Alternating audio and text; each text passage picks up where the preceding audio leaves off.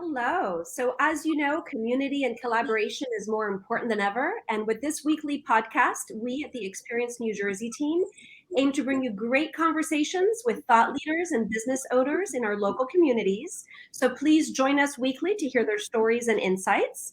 And today brings me great pleasure to introduce Rebecca Locke and Rick Gilman, who are the founder of Kidcaboo. Rebecca Locke was a Maplewood resident and is the founder of the company. And Rick Gilman is also a Maplewood resident along with myself. So we're here. Let's bring it for Soma. And Rick serves as CIO of the company. So welcome. Good morning, you guys. Thanks so much for having us. Yeah. And hi to everyone in Maplewood. It's so nice to be with you all. Yes, you need to come back more often. Yes. You're not too far. So let's kind of start this conversation with the fact that, Maplewood, which is just, 25 miles west of New York City, has always kind of attracted, it's been a hotbed of kind of creativity and entrepreneurship and the arts. And so, this idea of Kidcaboo was kind of born here out of kind of the spirit of collaboration and idea sharing. And so with that, why don't, Rebecca, you kind of give us the story of the start of Kidcaboo. How did that come about? Yeah, I will. So I was a former reality and documentary TV producer. As you said, this is an area where a lot of creatives live and go into the city every day for work. I had taken 3 years off to be at home with my young children and had an opportunity to go back to work on an awesome show. I was excited about it. And I needed to find someone only to drive my then 3 and 6 year olds to their schools. And despite what I was willing to pay, I was unable to do that. And I ultimately had to turn the job down. Now, normally, I guess probably I would have continued to just dig at the problem, find some solution and go back to work. But what is amazing about Soma is that you have all of these people that move here. Many, many women have children and maybe leave their jobs temporarily in the city, but they're motivated, they're inspiring, they feel passionately about things. And I was sort of almost dragged into this idea. It would never have happened somewhere else, I feel.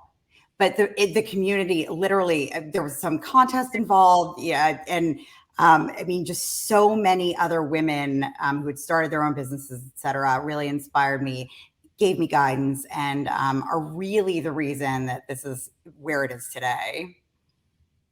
No, I love that. And not to like bring the conversation down, but I was reading your story, and there was a quote from your story that really struck me because well, let me just read it for everyone. So it talks about how, you had taken a few years off to raise your kids, and then you had been given this opportunity.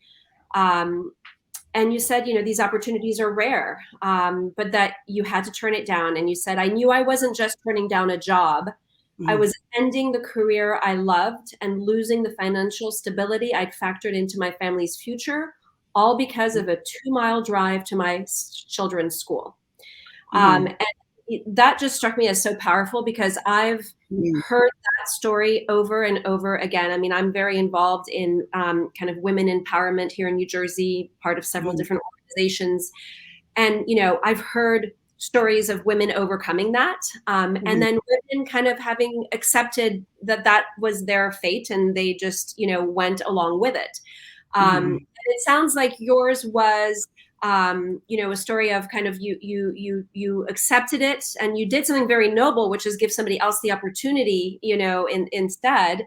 But then it took a few years for this to kind of bring up, but it shows kind of like the resilience of the idea. And quite frankly, it tribute to you, like your resilience and tenacity and wanting to kind of find the solution. So tell us, kind of once you having these conversations? Yeah. So there was one specific Maplewood mom who told me at some point when I got into this, it occurred to me how high the hurdles were. And I was told flat out by one of the people who understood rideshare insurance best in the country and had written one of the initial policies that I probably had a better chance than most, but I was never going to build this company. And it was because at that point, liability for rideshare insurance companies had become clear. And he sent me a list of things that you would need, which included two incredible apps, financial models, which I didn't know how to do, et cetera. And I didn't know what to do. And a Maplewood mother said to me, I'd met her, uh, serendipitously, and she said, just keep putting one foot in front of the next. And I cite this all the time. And I did that. And I walked blindly forward day after day. Sometimes it took like 3 weeks to take one step, but I did that. Um, you know, Now that I'm in the world that I'm in 3.5 years later, and dealing with the VC world, dealing with entrepreneurs and people who started incredible tech businesses around the globe, you do hear a lot about women and the impact that having to leave jobs has. It sets them back in retirement. I mean, it is a much larger picture than just being like set back a little bit Right. in a job, maybe a few years. I mean, that's significant, yes, but the whole picture is much, much larger. And empowering women and giving them a boost with the service that we offer has become so much more of a passion for me now that I understand the magnanimity of the consequence truly for women. And at first, we really embrace the idea of, we're helping working parents. We are, but I think the mission, and I hate to gender type here. I do. Rick knows this about me, but I mean, we are helping significantly a lot of working moms Yeah. in a life changing way. So, Yeah. Rick, why don't you, because we kind of jumped right in, but for those who really want to understand what is Kidcaboo, can you give us an overview of the service and how it works? Sure. First, Kidcaboo is a platform, a technology platform through which parents who need rides for their children can connect with drivers who are looking for rides to conduct. And we've built the platform into two apps, one for parents where they can book rides and track and watch their children as they're being taken from point A to point B, and a platform, an app for our what we refer to as our driving nannies. And that app that they all use for not only finding drives, so parents will request or book a ride, and then a driver will look in their find rides area, see if there's a ride that fits their schedule, and if so, they'll request it. When they get together and paired up, they then use the app to start the ride. The app tracks the distance, all of that, but it also has built into it enormous safety measures. So we have monitors that watch all the rides throughout the day. And they're looking for distracted driving, they're looking for hazardous driving, all of which is built in with software into the Driving Nanny app. We've also implemented dual facing cameras in all of the vehicles. So we can actually see the driver and the passenger and see what's ahead of them. It's a terrific platform for ensuring the safety and security of our riders and the sense of calmness within our parents. Mm, Yeah, absolutely. definitely. Rebecca, is there anything that you want to add to that? No, I mean, he explained it perfectly well. He knows this system inside and out. I think one thing to add is right now where we are operational, and Yeah. we, after 3.5 years of development, launched in February of this year, finally formally after some testing periods in Texas, and then Arizona and North Carolina, and now we are expanding, hopefully New Jersey very, very soon, and some other Northeast states, DC, etc. Yeah. So you've done some beta testing in New Jersey. Mm-hmm. so much so that you already have a very long wait list for users just waiting for this to become a thing in New Jersey. So what can you tell us about the process and kind of the timeline for the solution for New Jersey moms to start calling Kidcaboo to pick up their kid from softball practice? Yeah, we have been in process for about a year with the Attorney General's office, who has been amazing to work with, the MVC, et cetera. And we are closely working with many agencies. We are very, very close to crossing the finish line. I'm hesitant to give Sure. a timeline on that because it's sort of out of our hands.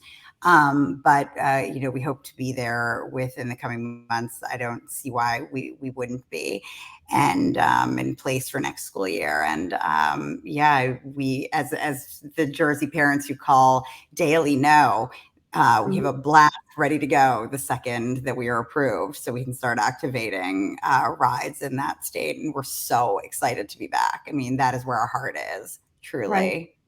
I love So it. So, Rick, I know you mentioned a lot about the kind of the technology and the safety once you're in the ride and be able to track it. But you also have a whole team that's kind of vetting applicants for, the nannies who drive. Can you talk about that process a little bit? And, also kind of touch upon like what percentage of the clients so far are like repeat clients who have like regular schedules and regular rides versus kind of I got stuck at work today. I need a ride for my son. Rick, I can speak to the numbers too, but go ahead. Yeah, why don't you talk specifically about the hiring process Will and do. onboarding of driving? Yeah. And this is the magic of Soma too. When this idea started, I had heard through the community, a community where people just help one another so genuinely. And I had encountered somebody who was a grad student at Seton Hall. She had familiarity with families, people who were capable of being nannies. And I reached out to her, and she's still with us. She's a big part of our company. And she and I really honed this this process by which we would vet, interview, and determine criteria for driving nannies. And it worked so beautifully. I think we did, I don't know, hundreds of interviews, if not more, in Maplewood Village. I mean, my kids were eating dinner, lunch, every meal in the diner, and the coffee shop, etc. And we really honed that. And that is something that personalized interviewing process, and then support for those driving nannies is something that has allowed us to scale this B2C, whereas many other people have not been able to do that in this country.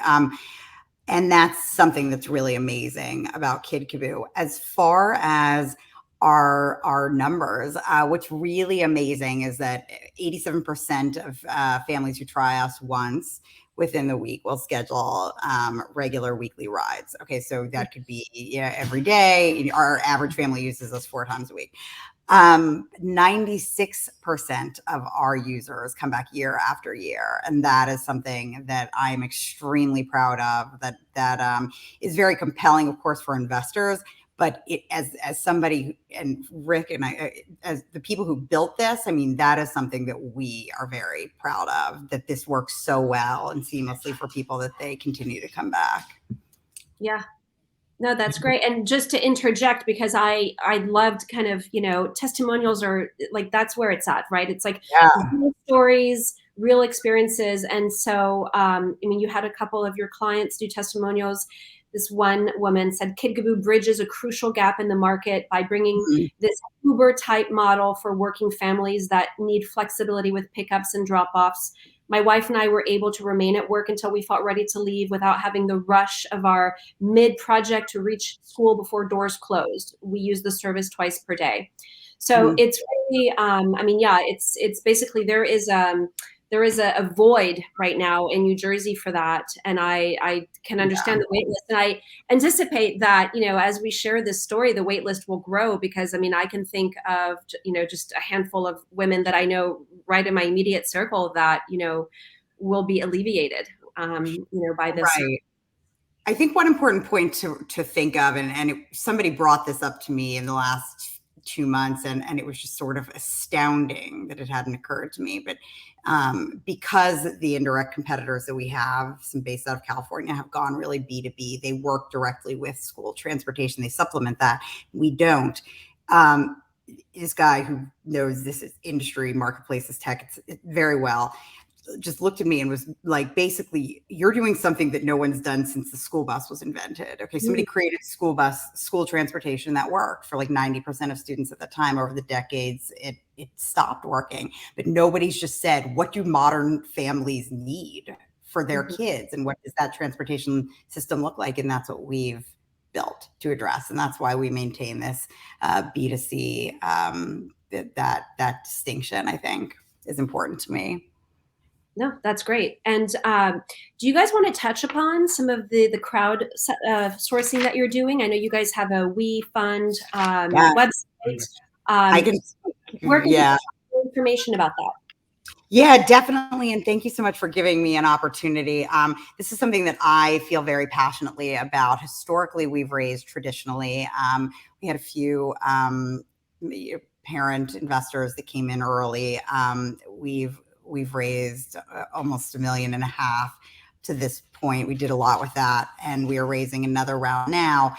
And when we were doing this, about to go the traditional route, at some point it occurred to me, some of the people that have supported us, that have helped us grow throughout this, aren't qualifying as accredited investors and want to invest. They see where we are at this point. I mean, early on, there were risks. Totally. We are at a very stable place right now. I mean, I just let my sister invest her money.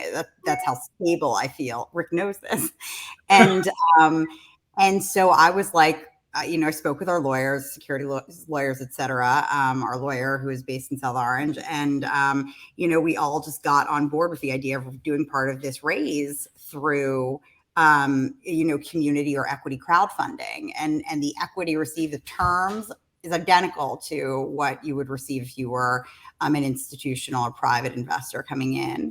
But you're able to invest smaller amounts, as low as $100 on the WeFunder platform. We went with WeFunder because those were the guys that worked with Obama to change the law to allow, to allow the general public, rather than only people who meet certain wealth criteria, to invest in private companies, early stage companies anyway. And I really wanted to give people an opportunity to have access to this, potentially life-changing wealth opportunity. And that's really why we did this. And we did it at a discounted rate. And quite frankly, given where we are, I think it's a really good opportunity. I think we're about to expand to almost 7 states. We'll be at 10 states probably by the end of the year.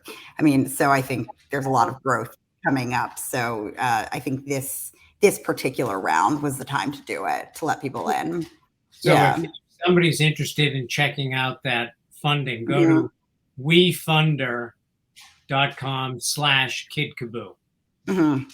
Yeah, and you guys have a great platform there, telling the story and the stats and the numbers, and it's really educational. So we'll definitely share. I'm so sorry. That's okay. There was one question that I wanted to ask you, and that was your partnership with Tusk Holdings. I know that Tusk Holdings had worked with Uber. Do you want to kind of talk about their involvement in this? Definitely. So I, in speaking with a few VCs, kept hearing, you've got to meet with Tusk Holdings and this Pericles program that they have. And I was like, what is this? And why does everybody keep telling me about this?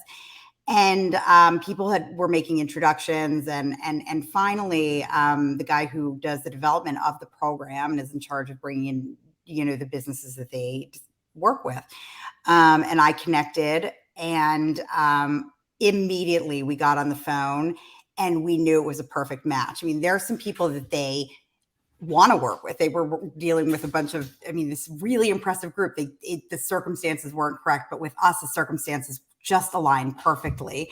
And they, helped Uber. They helped Lemonade. They helped Bird. They have experience helping people clear regulatory hurdles. New model companies going into areas where you know, maybe, for example, in Hoboken, people don't want scooters initially. You know, how do you turn the tide and work with, you know, politicians, the community, et cetera? And they're used to doing this. And quite frankly, it took a lot off my plate because there's a lot of other things that I'm focusing on, growth funding, et cetera. And they're really working where their area of expertise is, which is licensing. And so, you know, we are going after, you know, Illinois, Pennsylvania, New Jersey, Connecticut, Massachusetts, DC and Maryland and Virginia as well. And in addition to the states that we're in. And yeah, we hope to surmount those hurdles. And in some of the states, we'll be the first and only children's rideshare, whereas others have been turned down for that license. And I think that's really amazing.